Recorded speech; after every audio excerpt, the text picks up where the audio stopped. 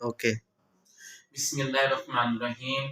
आज की वीडियो हमारी accounting principle of accounting Icom part one chapter chapter का नेम है जी BRS और क्वेश्चन आज हमने सोल्व करना है जी 17 है। तो इसके बाद से हमारी आज की वीडियो है। तो वीडियो को समझने से पहले यानी कि सवाल को समझने से पहले आप मेरे चैनल को सब्सक्राइब करना, लाइक करना और शेयर करना मत भूलिएगा। तो हम जरा क्वेश्चन की तरफ अपने चलते हैं। 30 June 2005, the cash book of Mr. Zubair showed an overdraft balance of rupees 16,000। Mister Zubair का कैश बुक का ओवरड्राफ्ट बैलेंस है जी। और ओवरड्राफ्ट बैलेंस क्या होता है जी? क्रेडिट होता है। तो पहले हम जरा सवाल देख लें। कंपनी का नाम क्या है जी? मिस्टर जुबैर है, यहाँ पे मिस्टर जुबैर आ जाएगा। और सेकंड लाइन में आपने लिखना है BRS और थर्ड लाइन लिखेंगे हमने किस डेट का बनाना है? 30 जून 2005 का बनाना है। अब ये कैश बुक का ओवरड्राफ्ट बैलेंस है और ओवरड्राफ्ट बैलेंस क्या होता है जी? क्रेडिट होता है। और इसकी अमाउंट कितनी है जी? 16,000 है, 16,000 रुपए है। तो कैश बुक का ओवरड्राफ्ट बैलेंस क्या होता है? क्रेडिट होता है। तो क्रेडिट में ऐड हो जाएंगे क्रेडिट और लेस हो जाएंगे डेबिट हो जाएंगे। अब हम जरा अपनी वीडियो की तो चलते हैं मजीद। स्टेटमेंट पहली है जी, cheque for rupees 4,000 paid into the bank for collection on 28 June 2005। हमने 4,000 रुपए का चेक बैंक में अदा किया। जब हम चेक पेड करते हैं तो हम कैश बुक में क्या करते हैं जी? डेबिट और पासबुक में क्या करते हैं जी? Credit. Have not yet been collected, लेकिन बैंक ने इसे कलेक्ट नहीं किया तो मतलब बैंक ने एंट्री नहीं की, बैंक ने इसको लिखा नहीं है। तो बैंक का बैलेंस सिफर, हम भी क्या कर देंगे? सिफर। हमने डेबिट किया तो क्या कर देंगे? क्रेडिट कर देंगे 4,000 रुपए से। और रीजन क्या आ जाएगी? अनक्रेडिटेड चेक आ जाएगी। अब यही स्टेटमेंट उठा के हम इधर लिखेंगे। अब ये क्या लिखा हुआ है? क्रेडिट है तो हम इसको क्रेडिट साइड पे लिखेंगे। यहां पर सबसे पहले लिखेंगे रीजन अनक्रेडिटेड चेक और पहले कॉलम में अमाउंट आ जाएगी इसकी 4,000। अब अगली स्टेटमेंट की तरफ चलते हैं। अगली स्टेटमेंट हमारी है जी second, cheque for rupees 3,000 issued on 26 June 2005।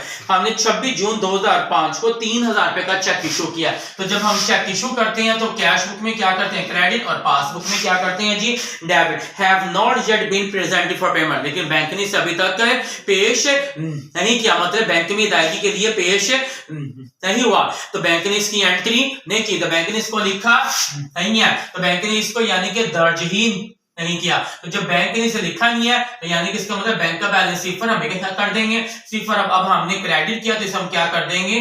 3,000 से डेबिट कर देंगे। और रीजन क्या आ जाएगी? अनप्रेजेंटेड चेक आ जाएगी। तो ये डेबिट है तो इसको हम डेबिट में लिखेंगे। यहां पर रीजन लिखेंगे अनप्रेजेंटेड चेक आ जाएगा। 3,000 रुपए ये पहले कॉलम में आ जाएंगे। अगली स्टेटमेंट। अब अगली स्टेटमेंट क्या हमारी जी? An amount of rupees 600 for interest on overdraft was debit in passbook. कह रहे हैं कि 600 रुपए इंटरेस्ट ऑन ओवरड्राफ्ट के नाम से पासबुक में डेबिट है, लेकिन कैश बुक में एंट्री नहीं है। पासबुक में उसने वाज़ेह तौर पर बता दिया डेबिट इन पासबुक, यानी कि पासबुक में 600 रुपया डेबिट है, लेकिन ये कैश बुक में एंट्री रिकॉर्ड नहीं है। तो पासबुक का बैलेंस क्या है जी? 600। हम भी क्या कर देंगे जी? 600 कर देंगे। पासबुक में क्या डेबिट है तो हम इनको क्या कर देंगे? 600 से क्रेडिट कर देंगे। और रीजन क्या आ जाएगी? Debit in passbook. अब ये क्या लिखा हुआ है? क्रेडिट है तो इसको हम क्रेडिट लिखेंगे। और रीजन क्या क्या आ जाएगी? Debited in passbook.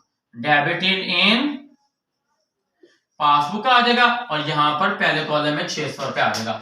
अब हम स्टेटमेंट करेंगे नेक्स्ट।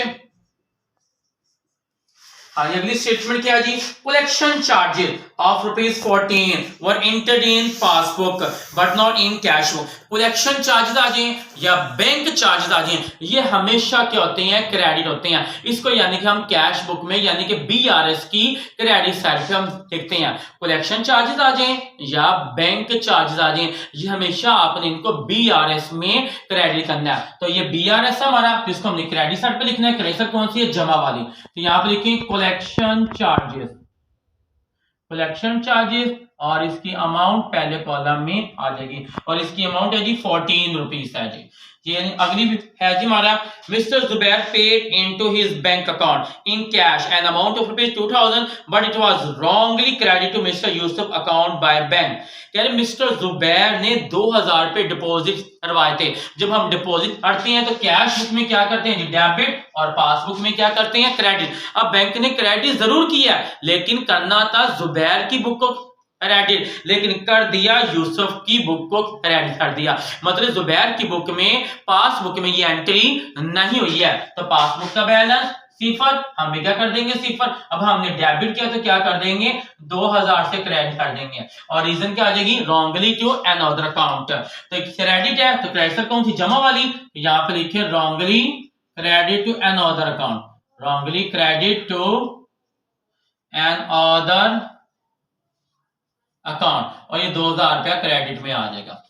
अब इसके बाद है जी हमारे पास last statement on 30 June 2005 bank receive interest 1500। Bank ने 1500 रुपया रिसीव किया इंटरेस्ट के नाम का। ये नहीं जी कैश बुक है और ये पासबुक है जी, बैंक ने रिसीव किया है। तो जब बैंक की बुक कौन सी होती है जी, पासबुक होती है। और जब बैंक रिसीव करता है तो पासबुक में क्या करता है जी, क्रेडिट। ठीक है, हमने पासबुक में 1500 को क्रेडिट कर दिया but not recording cash book, लेकिन ये कैश बुक में रिकॉर्ड नहीं है। तो पासबुक का बैलेंस 1500 है, हम भी क्या कर देंगे, 1500 कर देंगे।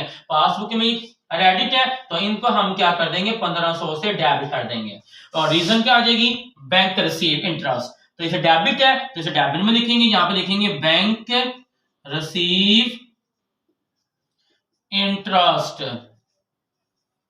और यहाँ पे 1500 रुपया अमाउंट आ जाएगी। अब हम इसकी जरा, हमारी तमाम स्टेटमेंट हो गई है, अब हम इसकी कैलकुलेशन करेंगे। अब कैलकुलेशन करने से पहले ये लाइन ड्रा कर देंगे।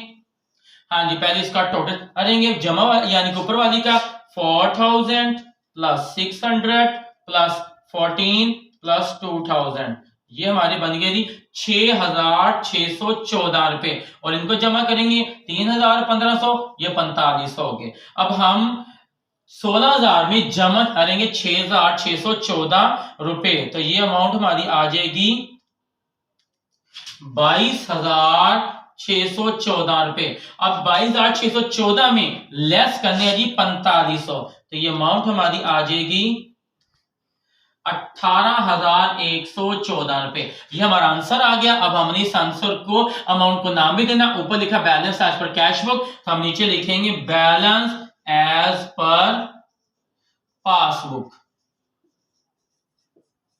और ये ओवरड्राफ्ट है, हम भी क्या लिखेंगे, ओवरड्राफ्ट। और ये क्या लिखा है, क्रेडिट है, इसको हम क्या कर देंगे, डेबिट कर देंगे। तो ये आज का हमारा आंसर आ गया है और आज की हमारी वीडियो भी मुकम्मल हो गया है। और आपको अगर किसी चीज में कोई प्रॉब्लम हो, कोई सवाल समझ ना आता हो, या कोई पॉइंट्स आपको ना आता हो, या आपको कोई एडजस्टमेंट ना आती हो, तो आप मुझसे कमेंट्स कर उस सवाल के बारे में पूछ सकते हैं और इंशाअल्लाह मैं उसका जवाब आपको जल्द से जल्द दूंगा वीडियो अपलोड करके।